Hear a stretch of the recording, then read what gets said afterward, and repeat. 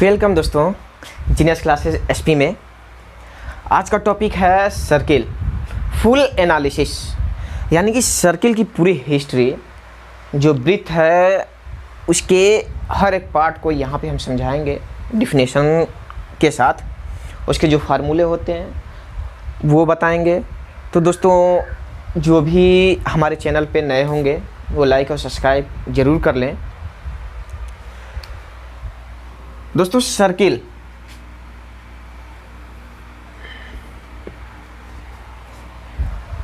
जो वृत्त होता है उसमें एक केंद्र होता है। इसके अगर डिफिनेशन देना हो तो कैसे देंगे? किसी निश्चित बिंदु से उसके चारों तरफ एक निश्चित दूरी लेकर खींचा गया वक्राकार पथ से बनी आकृति वृत्त होता है। दोस्तों एक बार और सुनेंगे। दी हुई एक निश्चित बिंदु से एक निश्चित दूरी लेकर खींचा गया वक्राकार पथ से बनी आकृति वृत्त कहलाती है। ये सर्किल है, वृत्त। अब इसमें क्या है, इसके पार्ट क्या क्या है? ये क्या है दोस्तों?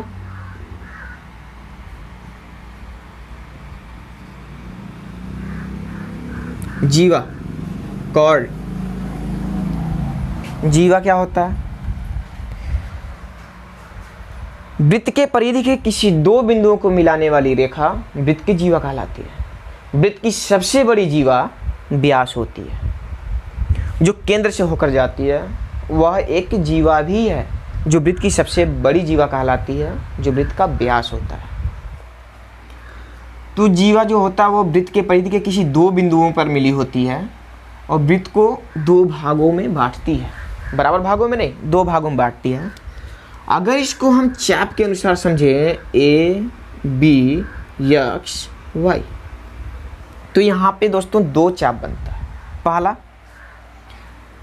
पहला जो बनता है वो बनता है माइनर आर्क। इसको बोलेंगे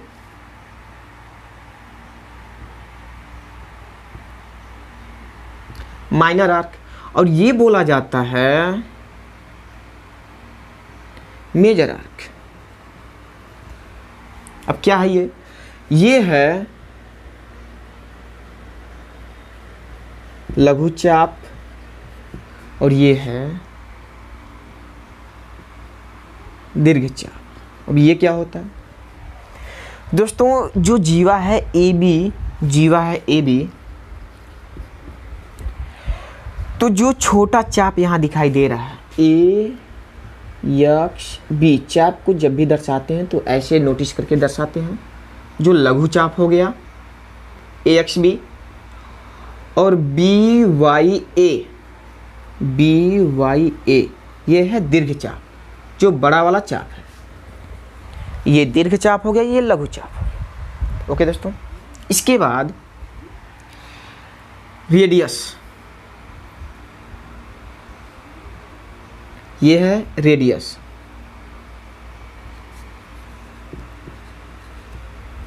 त्रिज्या। अब ये क्या होता है? वृत्त के केंद्र से परिधि तक की दूरी वृत्त की त्रिज्या कहलाती है। वृत्त के केंद्र से वृत्त के परिधि तक की दूरी, कहीं भी परिधि तक की दूरी वृत्त की त्रिज्या कहलाती है रेडियस। अगर इसको O करना है तो रेडियस हो जाएगा OB।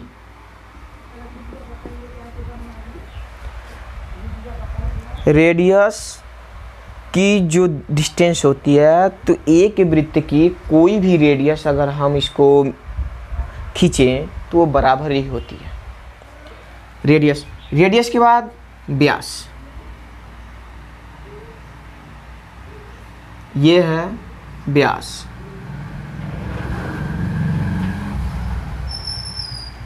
डायामीटर, व्यास। ये डायामीटर होता है व्यास, जिसको डी से डिनोट करते हैं डी से। व्यास क्या होता है? वृत्त के परिधि पर दो बिंदुओं से तथा वृत्त के केंद्र से होती हुई जो रेखा होती है वो वृत्त की व्यास कहलाती है। जैसे हम कह सकते हैं कि वृत्त के केंद्र से होती हुई परिधि के दो बिंदुओं पर मिले वह रेखा वृत्त की व्यास कहलाती है। यानी कि इस वृत्त के परिधि पर दो बिंदु से मिले और वृत्त के केंद्र से होती हुई जाए तो यह रेखा वृत्त का व्यास कहलाता है। अब देखिए, जो वृत्त का व्यास होता है वो त्रिज्या का दोगुना होता है। अर्थात हम कह सकते हैं कि d बराबर 2r, यानी कि जो व्यास होता है वो त्रिज्या का दोगुना होता है। या यहाँ से अगर रेडियस हम निकालें तो r बराबर 2d के नीचे आ जाएगा, यानी कि d/2, यानी कि त्रिज्या जो होता है वो व्यास की आधी होती है। अब इसके बाद क्या है कि जो व्यास किसी एक वृत्त में व्यास अनंत हो सकते हैं, जीवाएं अनंत हो सकती हैं, त्रिज्याएं अनंत हो सकती हैं। अनंत का मतलब कितना भी रेखा हम जीवा यहाँ पे दर्शा सकते हैं, अनंत। व्यास भी अनंत इसमें दिखा सकते हैं। इसके बाद सरकमफ्रांस,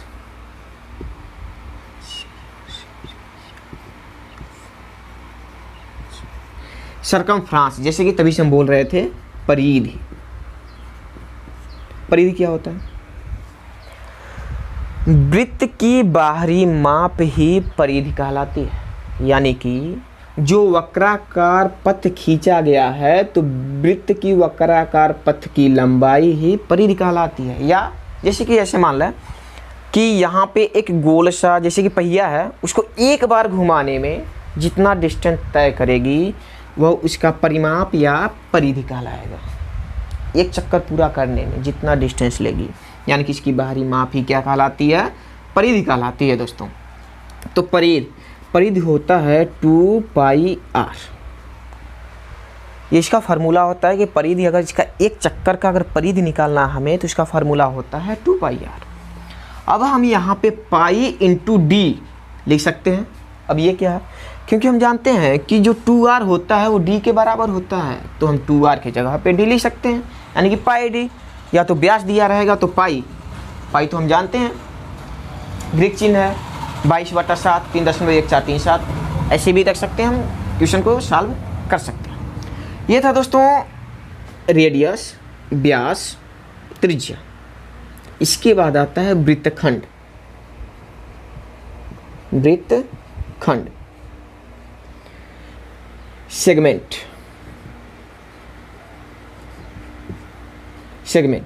अब वृत्तखंड, यहाँ पे जो हम दिखलाए थे चाप ये होता है, जो इसके पहले हम बताए थे, चाप, दीर्घचाप, लघुचाप। लघुचाप ये हो गया और दीर्घचाप ये हो गया। ये यहाँ से यहाँ तक पूरा ये। अब वृत्तखंड के सेगमेंट में अगर हम देखें, सेगमेंट में दो पार्ट होते हैं, जिसमें पहला होता है लघु वृत्तखंड।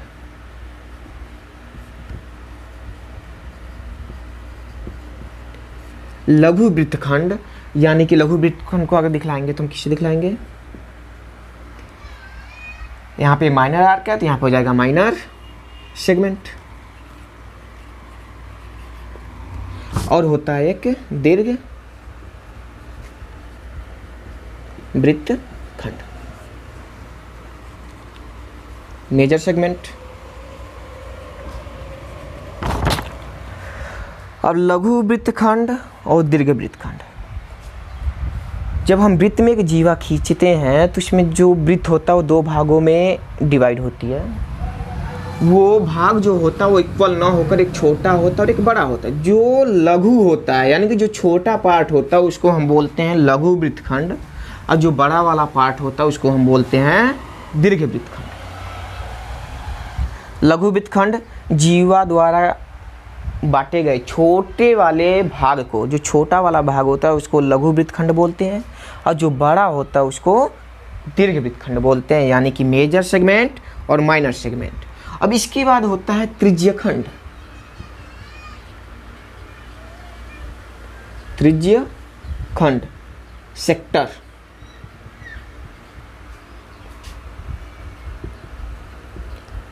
Minor sector, major sector. यानी कि ये भी होता है लघु त्रिज्यखंड।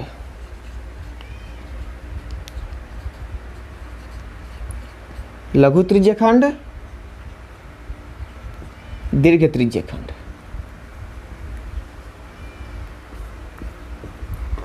अब ये क्या होता है?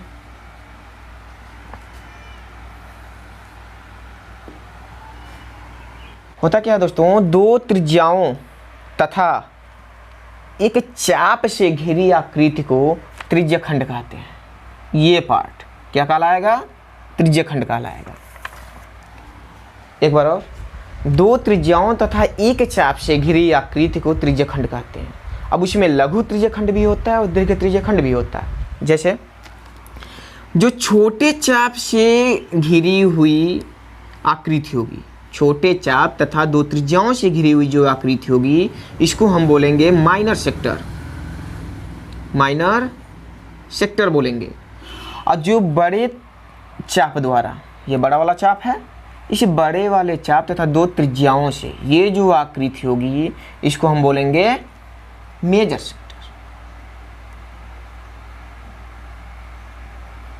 इसको हम बोलेंगे मेजर सेक्टर, यानी कि दीर्घ त्रिज्य खंड। अब ये था दोस्तों मेजर सेक्टर और माइनर सेक्टर। अब इसके बाद क्या है,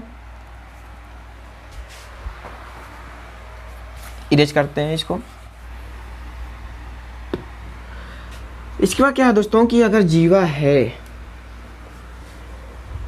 और केंद्र से जब हम जीवा को मिलाते हैं तो सदैव केंद्र से जीवा पर डाला गया लंब जीवा को दो बराबर भागों में बांटती है। यानी कि अगर इसकी लंबाई 10 है और केंद्र से जीवा पर लंब डाला जाएगा तो ये कितना हो जाएगा 5, और ये 5 सेंटीमीटर 5 सेंटीमीटर।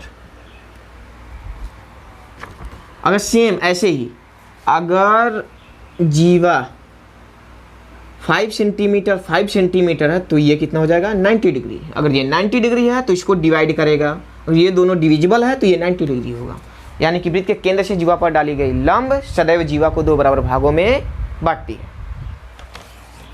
या ऐसे भी बोल सकते हैं, जीवा को दो बराबर भागों में बांटने वाली रेखा जीवा पर लंब होती है, ऐसे भी कह सकते हैं।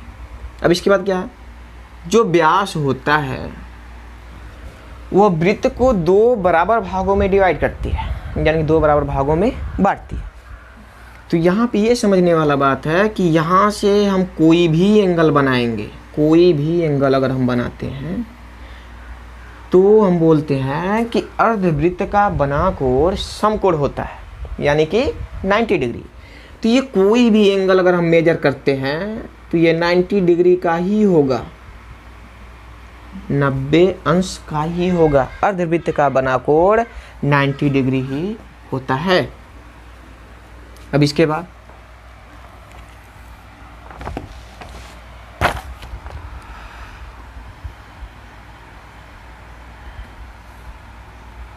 अगर ये दोनों जीवाएं बराबर हैं, अगर ये दोनों जीवाएं बराबर हैं तो केंद्र पर बराबर कोण अंतरित करती हैं। अगर ये 40 डिग्री है तो ये भी 40 डिग्री ही होगा, यानी कि बराबर जीवाएं केंद्र पर समान कोण अंतरित करती हैं।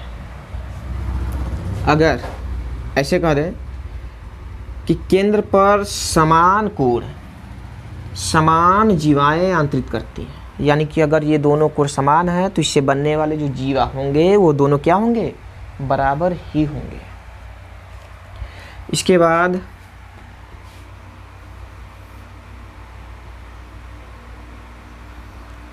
कुछ एंगल बता देते हैं नॉर्मल, जो बहुत ज़्यादा इम्पोर्टेंट होते हैं।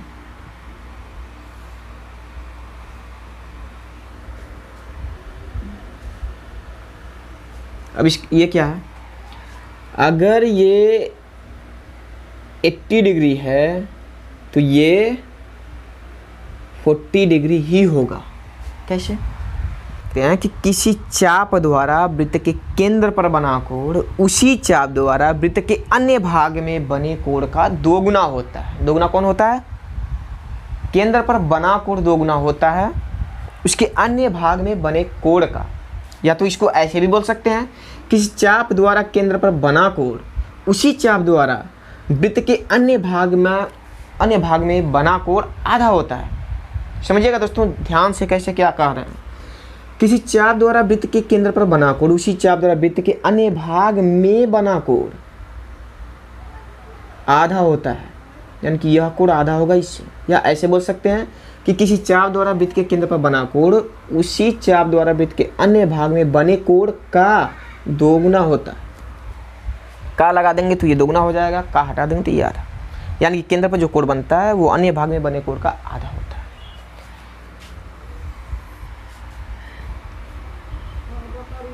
अगर हम इसको ऐसे मेजर करें,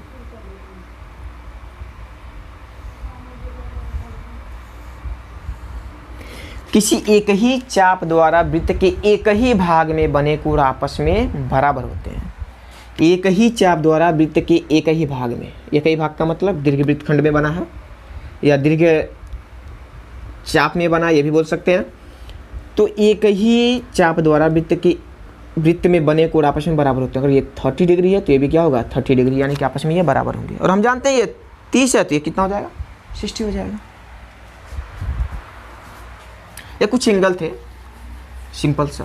एंगल के विषय में अगर सर्किल में बताया जाए तो बहुत ही बड़ा हो जाएगा टॉपिक। अब जो वृत्त है,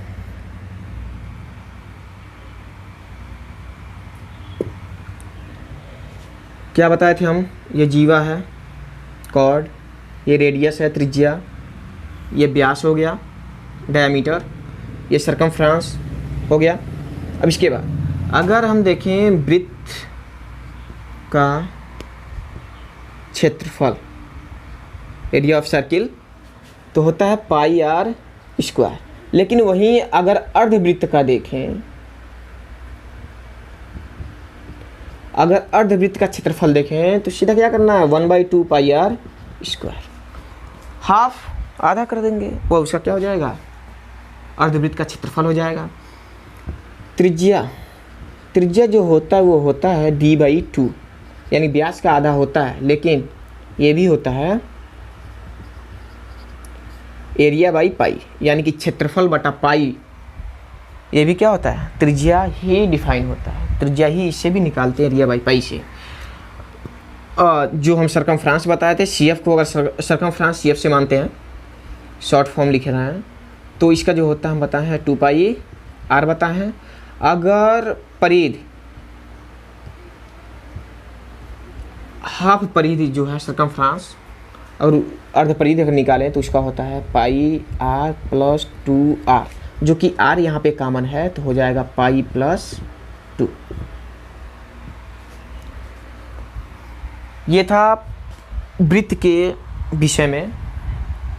अब सर्किल में बहुत टॉपिक आ जाएंगे, जैसे कि ऐसे भी आ जाएगा कि एक वृत्त है जिसमें एक चतुर्भुज दिया गया है जिसके चारों शीर्ष वृत्त के परिधि पर टच है। तब ये नियम अलग हो जाएंगे, क्योंकि अगर ये चतुर्भुज है और इसके चारों शीर्ष वृत्त पर हैं तो इसके सम्मुख कोणों का जो योग होता है वह 180 ही होगा, यानी सम्मुख कोणों का योगफल 180 होता है, जिसको बोला जाता है चक्रीय चतुर्भुज। फिर से इसमें ऐसे भी होता है कि यहाँ पे अगर एक हम स्पर्श रेखा खींचें और इस केंद्र से इसको मिला दें तो ये सदैव 90 डिग्री का ही एंगल बनता है। तो दोस्तों ये सिंपल सा जो था वो सर्किल के विषय में था। तो अब अगर हम कंपटीशन की तैयारी करेंगे या अधिक उच्च लेवल पे देखेंगे तो वहाँ पे अभी बहुत सारे टॉपिक हैं जो सर्किल के विषय में है, लेकिन अगर इंटर तक देखें, कुछ कंपटीशन लेवल तक देखें तो इतना तक इनफ है। ओके दोस्तों।